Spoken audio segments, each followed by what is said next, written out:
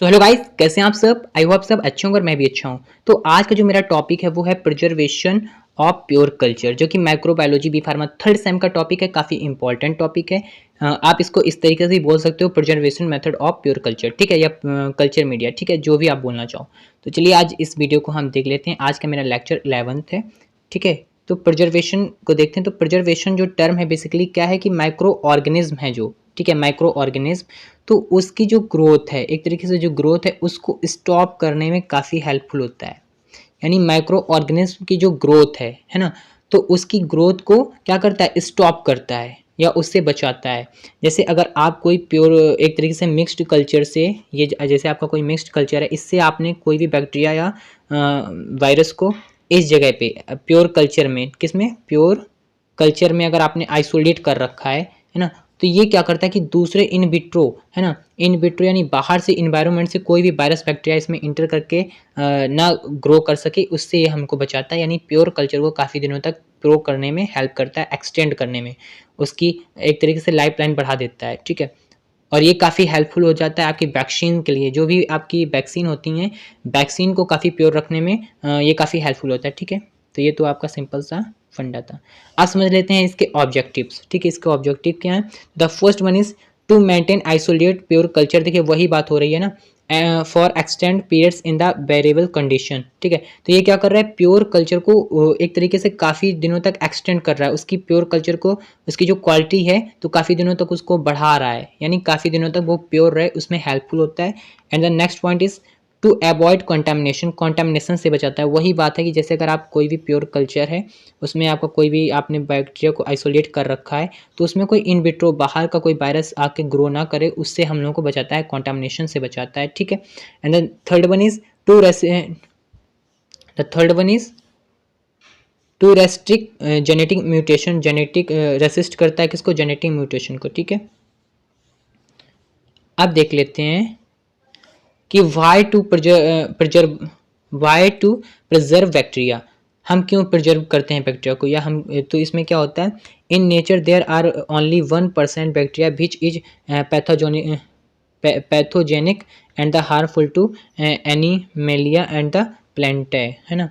तो इसमें काफ़ी हेल्पफुल है। और 99% जो बैक्टीरिया की पॉपुलेशन है ना, उसको क्या करता है, इकोनॉमिकली इंपॉर्टेंस होती है फॉर द ह्यूमन बींग और द एंड प्लांट, ठीक है। तो उसको जैसे मतलब किसी चीज़ को भी प्योर करने में काफ़ी एक तरीके से बैक्टीरिया का ही रोल होता है, तो उसमें काफ़ी हेल्पफुल होता है। और इसका क्या एक तरीके से देखिए हेल्पफुल है, इसमें क्या है कि एकेडमिक पर्पज़ से, यानी कोई भी एकेडमिक पर्पज़ है तो उसके थ्रू ये हम लोग को काफ़ी हेल्पफुल होता है ना। जैसे सपोज दैट आपकी लैब है, उसमें काफ़ी सारे केमिकल्स हैं, अगर वो प्रिजर्वेशन मेथड उसमें हम लोग यूज़ नहीं करेंगे तो वो ख़राब हो जाएंगे, क्योंकि उसमें बैक्टीरिया दूसरा आके इंटर कर जाएगा, कॉन्टामिनेशन हो जाएगा, है ना। और रिसर्च पर्पज़ से, रिसर्च पर्पज़ सेम वही है कि आप किसी अगर बैक्टीरिया को आइसोलेट करके उसके बारे में स्टडी करना चाहते हैं, अगर दूसरा कोई कंटामिनेशन हो गया या दूसरा बैक्टीरिया उसमें आ गया, तो आपकी स्टडी ख़राब हो सकती है। इसमें काफ़ी हेल्पफुल होता है, ठीक है। यानी प्रिजर्वेशन मेथड उसमें हेल्पफुल होता है, ठीक है। और और देख लेते हैं बायोटेक्नोलॉजी फील्ड में भी काफ़ी हेल्पफुल है। बायोटेक्नोलॉजी फील्ड एक तरीके से वही है कि इसमें माइक्रोब्स के बारे में स्टडी होती है ना, तो और आपकी वैक्सीन्स वगैरह बनती हैं, तो उसमें काफ़ी हेल्पफुल होता है। फर्मेंटेशन के लिए काफ़ी, फर्मेंटेशन इंडस्ट्री के लिए काफ़ी हेल्पफुल है। जैसे फर्मेंटेशन इंडस्ट्री का मतलब जैसे आपकी जो ब्रेड आती है ना, ब्रेड, उसको फर्मेंटेशन ही किया जाता है तब जाके वो ब्रेड बनती है, यानी बैक्टीरिया एक तरीके से इसमें काफ़ी ग्रो करते हैं, तो उसमें काफ़ी कोई ऐसे बैक्टीरिया ना, हार्मफुल बैक्टीरिया ग्रो ना कर सके, उसके लिए हम लोग को बचाती है, ठीक है। अब प्रिजर्वेशन मेथड्स देख लेते हैं कितने कैसे क्या टाइप्स के होते हैं। तो इसके देखिए क्या क्या टाइप्स हैं। The first one is periodic transfer to fresh media, है ना। And the second one is storage at low temperature, इससे हम प्रिजर्वेशन कर सकते हैं, ये इसके मेथड हैं, ठीक है। And the third one is storage in sterile soil. And the fourth one is preservation by overloading culture with mineral oil, ठीक है। एंड मिनरल ऑयल्स, देखिए क्या है कि जैसे आप अचार तो जानते होंगे ना, घर में अचार होता है, तो उसको उसकी लाइफ लाइन बढ़ाने के लिए हम लोग क्या करते हैं, उसमें ऑयल मिला देते हैं, मिनरल ऑयल मिला देते हैं, तेल डाल देते हैं। इसमें माइक्रोब्स जैसे फंगी वगैरह हो जाती है, हम लोग के अचार में लग जाती है ना घर में, तो अगर उसमें ऑयल डाल देते हैं तो उससे वो बच जाता है। तो वही एक मेथड है, वो भी प्रिजर्वेशन मेथड है, ठीक है। वही यहाँ पे डिस्कस किया गया है। And the last one is lipophilic lyophilization of the freezing drying, ठीक है। ये इसके मेथड है। ठीक है। तो अब एक एक करके इसके मेथड देखते हैं। तो जो फर्स्ट मेथड है इसमें periodic transfer to fresh media, इसमें क्या हो रहा है कि strengths can be maintained by the periodically preparation of fresh culture from the previous stock culture, ठीक है। इससे ये हेल्पफुल कर रहा है ना, स्ट्रेंथ के थ्रू हम लोग इससे इसकी हेल्प कर रहे हैं ना। अब इसमें देख लेते हैं सेकेंड वाले में storage at low temperature. Low temperature में एक तरीके से हम लोग स्टोर कर रहे हैं और इससे उसकी लाइफ लाइन बढ़ रही है। जैसे रेस्प्री इसका जैसे इसके इसमें टाइप दिए गए हैं, सेकंड के टाइप हैं। The first one is refrigeration. Refrigeration इसमें मतलब फ्रीजिंग कर रहे हैं, हम लोग फ्रिज में रख रहे हैं। साइक्लो प्रिजर्वेशन है ना, दो इसके टाइप हैं, इनको भी हम डिस्कस करेंगे। तो देखिए रेफ्रिजरेशन में क्या हो रहा है, इसको हम लोग स्टोर कर रहे हैं। Pure culture can be successful store किया जाता है कितने में, जीरो से लेके 4 डिग्री सेल्सियस तक, ठीक है। इसको हम लोग स्टोर करते हैं, है ना, इन रेफ्रिजरेटर्स और इन द कोल्ड रूम, ठीक है। यानी ठंडी जगह में या ठंडे रूम में, या फिर हम लोग किस में, रेफ्रिजरेटर यानी फ्रिज में क्या कर रहे हैं, इसको स्टोर कर रहे हैं कितने टेम्परेचर में, 0 से लेके 4 सेल्सियस तक, ठीक है, प्योर कल्चर को उसकी लाइफ लाइन बढ़ाने के लिए, ठीक है। अब साइक्लोन प्रिजर्वेशन में देख लीजिएगा, इसमें क्या हो रहा है, साइक्लोन प्रिजर्वेशन में इसको भी हम लोग फ्रीजिंग कर रहे हैं in the liquid nitrogen. Liquid nitrogen को फ्रीजिंग कर रहे हैं कितने टेम्परेचर में, एट 196 डिग्री सेल्सियस में इसको हम लोग क्या कर रहे हैं, स्टोर कर रहे हैं, ठीक है, लिक्विड नाइट्रोजन को, ठीक है। और above the liquid nitrogen at 150 degree Celsius, यानी एक इतने टेम्परेचर में इसको हम लोग स्टोर कर रहे हैं, ठीक है। अब स्टोरेज इन स्ट्राइल सॉल्यूशन सॉइल, है ना, स्ट्राइल सॉइल एक तरीके से नमकीन, जो एक तरीके से उसमें वाटर होता है और उसकी सॉइल होती है, उसको हम लोग एक तरीके से स्टोर करें। तो स्ट्राइल soil infested with the small amount of the inoculum immediately dried and the stored in the refrigerator। क्या कर रहे हैं, इसको ड्राई करके रेफ्रिजरेटर में इसको स्टोर कर रहे हैं, यानी जो एक तरीके से ये नमकीन पानी जिसे आप बोल सकते हो, ठीक है ना। नमकीन पानी से क्या हो रहा है, इसकी सॉइल बना रहे हैं, यानी नमक टाइप का बना रहे हैं, फिर उसको हम लोग फ्रिज में स्टोर कर रहे हैं।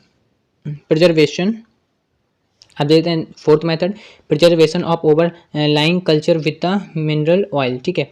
मिनरल ऑयल्स वही आप समझ रहे हो ना, जैसे अचार वाला हमने जो समझाया था, सेम वही है ना। देखिए इसमें this is a simple and most economically method for the maintain pure culture, वही मतलब निकल के आ रहा अचार वाला एक तरीके से, है ना। पैराफिन ऑयल का यूज हो रहा है ना इस तरीके से, तो इसमें टेम्परेचर रूम टेम्परेचर में इसको हम लोग स्टोर कर सकते हैं।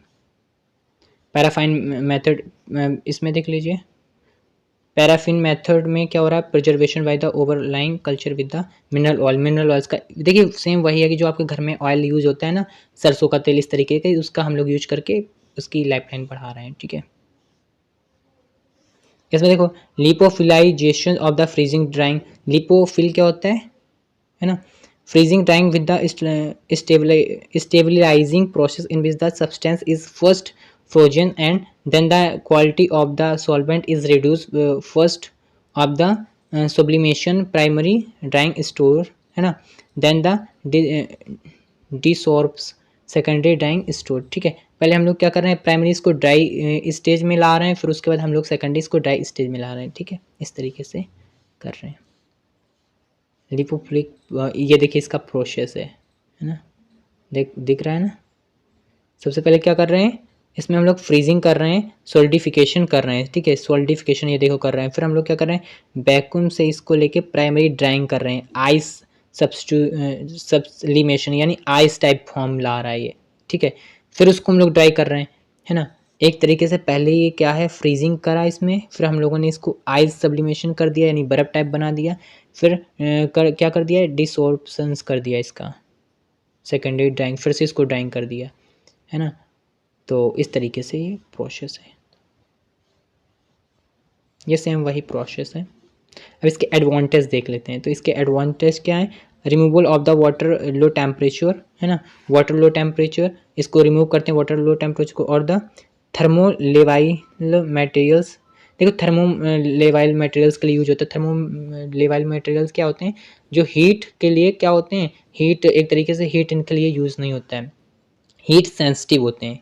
क्या होते हैं ये, हीट सेंसिटिव। हीट सेंसिटिव, अगर आप इनको हीट दे दोगे तो ये ख़राब हो जाएंगे, ठीक है, इनको हीट से नहीं यूज़ करा जाता है ना। और स्लाई, और क्या है, स्टेराइलिटी कैन भी, इसमें ये हो रहा है ना, रिकॉग्नाइज्ड, ये देखिए सब देख लीजिए अपना। तो ये कुछ इसके डिसएडवांटेज हैं। maintain biological molecules or the damaged by the stress associated with the freezing drying of the both, है ना। example the process of the drying cause extending demand mold potato and the most virus, है ना। जैसे क्या होता है कि एक तरीके से पोटैटोज़ में अगर वायरस बैक्टीरिया होते हैं उसको आप बॉयल कर देते हो तो वो सारे किल हो जाते हैं ना, इस तरीके से, है ना। और hence this microorganism can not be store by the this method, इस मेथड में क्या हो रहा है, माइक्रो ऑर्गेनिज स्टोर नहीं होते हैं ना। इस तरीके से ये कुछ मेथड है। तो अगर आपको ये वीडियो पसंद है तो प्लीज़ मेरे चैनल को सब्सक्राइब करिए, वीडियो को लाइक करिए, ऐसी वीडियो देखने तक मेरे चैनल में बने रहिए। वीडियो बहुत लंबा हो रहा है इसलिए मैंने जल्दी जल्दी फास्ट पढ़ाया, अगर आपको समझ में नहीं आया तो प्लीज़ कमेंट करिए, मैं आपको इसके नोट्स प्रोवाइड कर दूंगा। Thanks for watching this video.